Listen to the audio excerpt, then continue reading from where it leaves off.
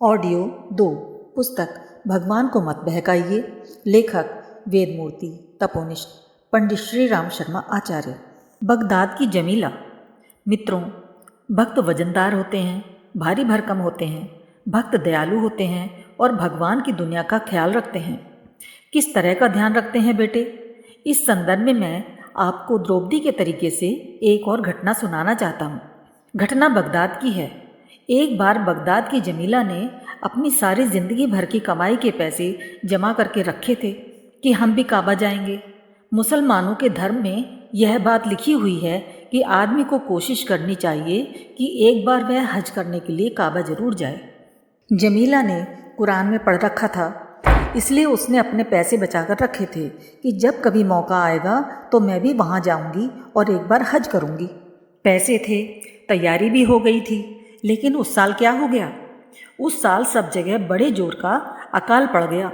मनुष्य भूखे मरने लगे, बच्चे भूखे मरने लगे, पैसे पैसे के लिए त्राही त्राही होने लगी, सब तड़पने लगे। दवा का कहीं इंतजाम नहीं, बच्चों के लिए दूध का कहीं इंतजाम नहीं।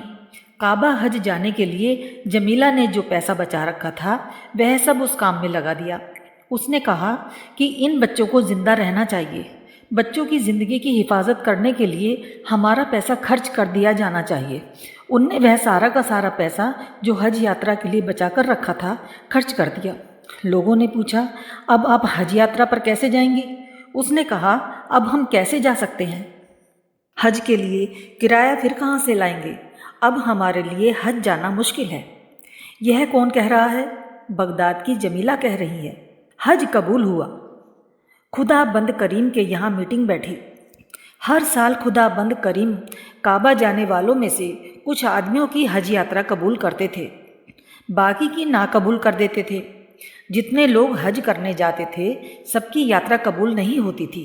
आप भी ध्यान रखना, भगवान आप में से हर एक की तीर्थ यात्रा कबूल नहीं करता। आपने कर दी, आपकी मर्जी। आपने अर्जी लगा दी, अब कबूल करना न करना उसकी मर्जी है कि किसकी कबूल होगी और किसकी नहीं कबूल होगी। कबूल होना अलग बात है और करना अलग बात। कबूल होना अलग बात है और करना बात अलग है। दोनों बातें एक नहीं हो सकती। आपने कर दी और वह कबूल हो जाएगी, ऐसा नहीं हो सकता। अर्जियां कितनी जाती हैं, उनमें से सिलेक्शन किस किस का होता है? हर एक का सिलेक्शन नहीं हो सकता। इसलिए क्या हुआ? खुदा बंद करीम के यहाँ जब मीटिंग बैठी तो उसमें यह पता लगाया गया कि इस बार किस किस की यात्रा कबूल हुई। फरिश्ते बैठे हुए थे। उनने बताया कि खुदा बंद करीम ने आज की मीटिंग में इस साल में केवल एक आदमी की हज यात्रा कबूल की और बाकी की ना कबूल कर दी। किसकी कबूल की? उसका नाम था जमीला। इस पर बाकी फरिश्तों ने आपत्ति की। जिब्राइल कहने लगे, हुजूर, जमीला को हमने नहीं देखा। हम तो काबा के दरवाजे पर चौकीदारी करते थे और हमारे पास सारे के सारे लोगों के नाम नोट हैं, लेकिन जमीला का तो कहीं नाम भी नहीं है। आपने जमीला की हज यात्रा कैसे कबूल कर ली? वह तो गई भी नहीं। खुदा बंद करीम ने कहा, हमारी निगाह में जो हज है वह ईमान के द्वारा होना चाहिए, पैरों के द्वारा नहीं। पैरों के द्वारा तो पोस्टमैन भी घूमते रहते हैं। पैरों के द्वारा दूसरे लोग भी घूम सकते हैं। ग्वाले सारे दिन घूमते रहते हैं, भिखारी भी घूमते रहते हैं। घूमने से क्या हो सकता है? घूमने से कुछ नहीं होता। हमने कबूल कर लिया। किसका हज कबूल कर लिया? जमीला का। आत्मशोधन का महत्व समझें। साथियों, मैं यह कह रहा था कि अगर आप अपने जीवन में भजन का मूल्य समझते हों, भगवान का मूल्य समझते हों और यह समझते हों कि इसका हमारे जीवन से ताल्लुक़ है और भजन को हमारे जीवन में प्रवेश करना चाहिए, तो फिर मैं आपसे बार बार यह प्रार्थना करूंगा कि जीवन का चौथा वाला चरण जो प्रत्यक्षतः भगवान से संबंध रखता है उसका सदुपयोग कीजिए।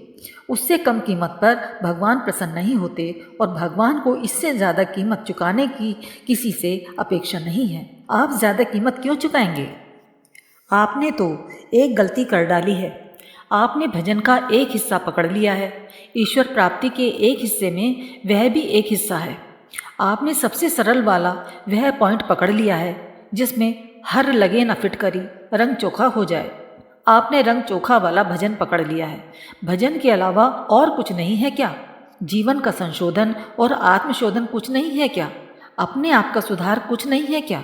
स्वाध्याय की, संयम की क्या जरूरत हो सकती है? अरे साहब, बड़ी मुश्किल आ जाएगी। हम अपने मन के ऊपर, विचारों के ऊपर कैसे नियंत्रण कर पाएंगे, कैसे संयम कर पाएंगे? यह तो बहुत कठिन है। तो क्या करेंगे? बस वही सबसे सरल वाला हिस्सा पकड़ लिया है। यह भूल गए हैं कि उपासना 4 चरणों वाली होती है। उपासना का संवर्धन करने के लिए, उपासना को परिपक्व करने के लिए, उपासना को मजबूत बनाने के लिए, उपासना को सामर्थ्यवान, सिद्ध और चमत्कारी बनाने के लिए इन 4 चीज़ों की जरूरत होती है। यह मैं कल आपको बता चुका हूँ।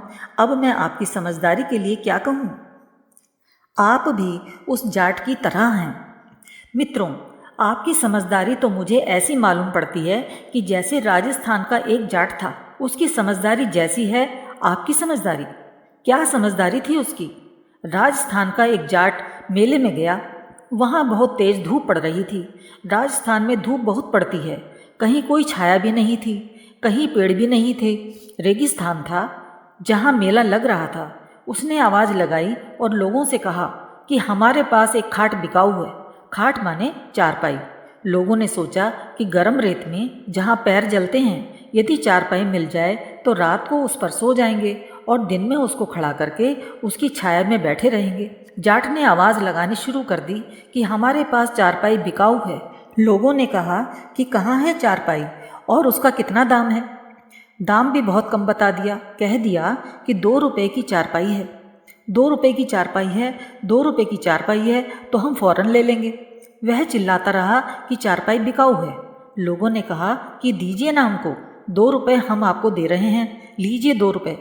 अच्छा तो आप ऐसा कीजिए कि जो जो खरीदार हैं वहाँ उस पेड़ के पास चलिए, वहीं हम आपको चारपाई देंगे। उसमें जो कमी है वह आप देख लेना, फिर चारपाई खरीद लेना। बहुत सारे लोग आ गए।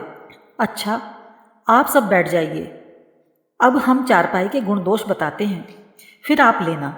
2 रुपये में कहीं चारपाई नहीं मिलती, इसमें कुछ कमी है, इसलिए सस्ते में दे रहे हैं। पहले आप सुन लीजिए, फिर लेना हो तो लेना, नहीं तो मत लेना। शांतिपूर्वक सब बैठ गए। उसने कहा कि चारपाई में थोड़ी कमी है। 3 पाए नहीं हैं, इसमें 2 पाटी नहीं हैं, 2 सेरे नहीं हैं। और कुछ कमी है? हाँ, थोड़ी कमी और रह गई है इसमें। बीच का झाबड़ झोल नहीं है। बीच में जो रस्सी बुनी जाती है उसे देहात में झाबड़ झोल कहते हैं। 2 सेरे नहीं हैं, 3 पाए नहीं हैं, 2 पाटी नहीं है, बीच का झाबड़ झोल नहीं है, फिर क्या है इसमें? उसने थैले में से एक पाया निकालकर दिखा दिया और कहा कि इसे ले जाइए। लोगों ने कहा, धत तेरे की, इसका हम क्या करेंगे? आप केवल माला का आसरा लिए बैठे हैं। मित्रों, यह किसकी कहानी है? आपकी कहानी है। आप कौन हैं? आप तो बेअकल जाट हैं जो एक पाए की चारपाई लिए फिरते हैं। चारपाई माने माला, केवल माला लिए बैठे हैं। आप लोगों की जिंदगी का अधिकांश भाग माला के सुपुर्द हो गया। बेटे, माला के ऊपर मैं निछावर हूँ।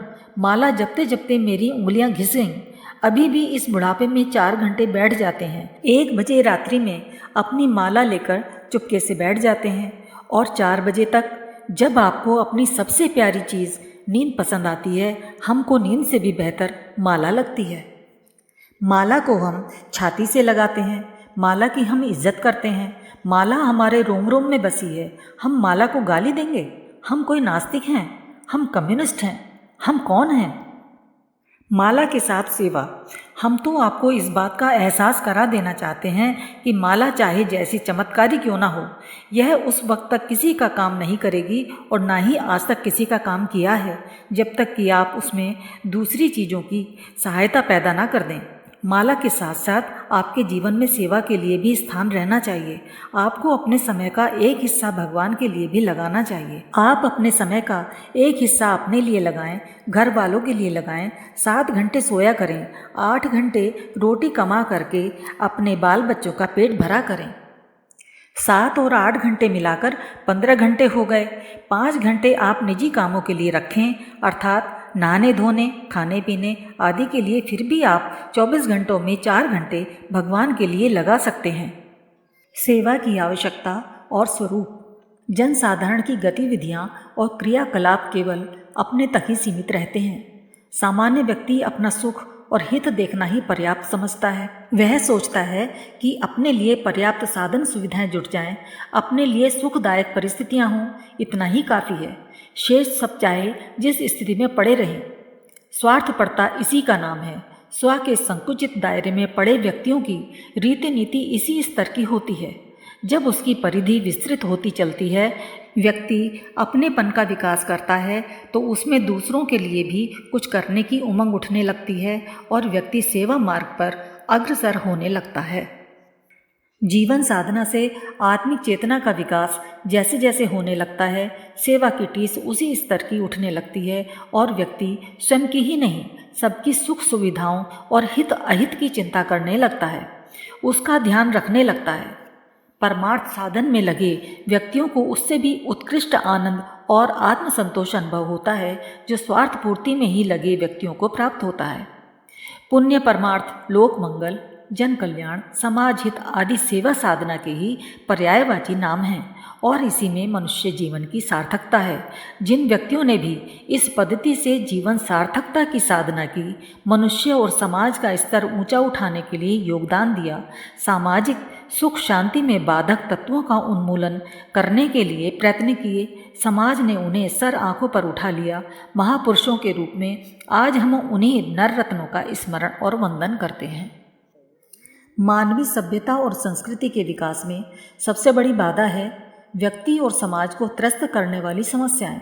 आज जिधर भी देखा जाए उधर अभाव, असंतोष, चिंता, क्लेश व कलह का ही बाहुल्य दिखाई देता है। यूँ पिछले 150 वर्षों में वैज्ञानिक प्रगति इतनी तीव्र गति से हुई है कि उनसे कुछ पहले उनकी कल्पना भी नहीं की जा सकती थी। जीवन को सहज और सुविधामय बनाने के लिए विज्ञान ने एक से बढ़कर एक उपाय किए हैं और वे सफल भी रहे हैं, परंतु उनसे ना व्यक्ति सुखी हुआ है, ना समाज में शांति आई है। सुविधा बढ़ाने और पीड़ाओं को दूर करने के लिए अनेकानेक प्रयास किए गए हैं, पर उनसे समस्याएं कम होने के स्थान पर बढ़ी ही हैं। पहले कहीं सूखा और अकाल पड़ता था तो 100-200 मील दूर पर रहने वालों को भी उसकी खबर नहीं चलती थी। फलस्वरूप जरा सी अधिक बारिश होने पर फसलें बिगड़ जाने से एक क्षेत्र के लोग भूखों मर जाते तो दूसरे क्षेत्रों में अन्न की प्रचुरता रहती। आज दुनिया के किसी भी कोने में अकाल पड़ता है तो यातायात के साधन इतने बढ़ गए हैं कि दूसरे कोने से तुरंत सहायता पहुंचाई जा सकती है। एक दूसरे के सुख दुख में सहायता करने की ऐसी व्यवस्था बन जाने पर भी लोग समस्याग्रस्त और संकटग्रस्त देखे जा सकते हैं। यदि कहा जाए कि समस्याएं पहले की अपेक्षा कहीं अधिक बढ़ गई हैं तो अत्युक्ति ना होगी।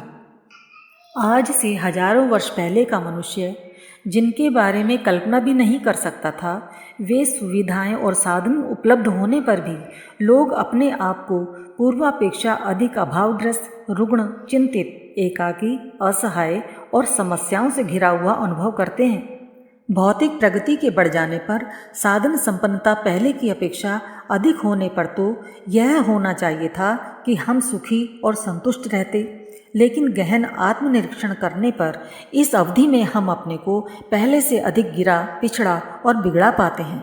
शारीरिक स्वास्थ्य, मानसिक संतुलन, पारिवारिक सौजन्य, सामाजिक सद्भाव, आर्थिक संतोष और आंतरिक उल्लास के सभी क्षेत्रों में हमारा स्तर गिरा है। इस दृष्टि से आज की सुविधा संपन्नता और पूर्व काल की सुविधा परिस्थितियों की तुलना की जाए तो भी यही लगता है कि उस असुविधा भरे समय के निवासी आज के हम लोगों की तुलना में असंख्य गुने सुखी और संतुष्ट थे। तब की और अब की परिस्थितियों में साधन सुविधा की दृष्टि से भले ही विकास हुआ हो, परंतु सुख शांति की दृष्टि से हमारा पतन ही हुआ है। लोक सेवियों को इस पतन का निराकरण करने के लिए प्रस्तुत होना चाहिए तथा समस्याओं की जड़ खोजकर उन्हें खोदने में अपनी सेवा साधना आरंभ करनी चाहिए। परिस्थितियों के कारण यह दीनहीन दुर्दशा नहीं हुई है। परिस्थितियां तो पहले की अपेक्षा अब कहीं बहुत अधिक अच्छी हैं। वस्तुतः इस पतन के लिए हमारे आंतरिक स्तर की विकृति ही उत्तरदायी है। व्यक्ति और समाज में इन दिनों जो दुख दारिद्र्य की काली घटाएं घुमड़ रही हैं, उसका कारण भावना स्तर में अवांछनीय विकृतियों का आ जाना ही है। इसका समाधान करना हो, आसन पतन का यदि निराकरण करना हो, तो अमुक समस्या के अमुक समाधान से काम नहीं चलेगा, वरन सुधार की प्रक्रिया वहीं से आरंभ करनी होगी जहाँ से कि ये विभीषिकाएँ उत्पन्न होती हैं। इस स्तर की सेवा प्रत्येक व्यक्ति नहीं कर सकता और ना इस तथ्य को ही समझ पाता है। फिर भी सेवा की उमंग हो तो उसे अन्य रूपों में भी किया जा सकता है। विभिन्न तरह से सेवा साधना की जाती है और की जानी चाहिए। मोटे रूप में इन सेवाओं को पहला जनजीवन की जटिलताएं सुलझाने, सुविधाएं बढ़ाने तथा दूसरा पीड़ा का निवारण करने के रूप में विभाजित किया जा सकता है। जो लोग जनजीवन की जटिलताओं और उत्पीड़न का कारण मानवीय स्तर में आई विकृतियों या पतन को मानते हैं, वे इस महत्वपूर्ण कार्य में लगे हैं, पर जिन्हें यह तथ्य ठीक से समझ नहीं आता और जो असुविधा तथा पीड़ा को ही मनुष्य व समाज की मुख्य समस्या समझते हैं, वे उस स्तर की सेवा में लगते हैं। वह सेवा भी प्रशंसनीय और सराहनीय है। आज की बात समाप्त। ओम शांति।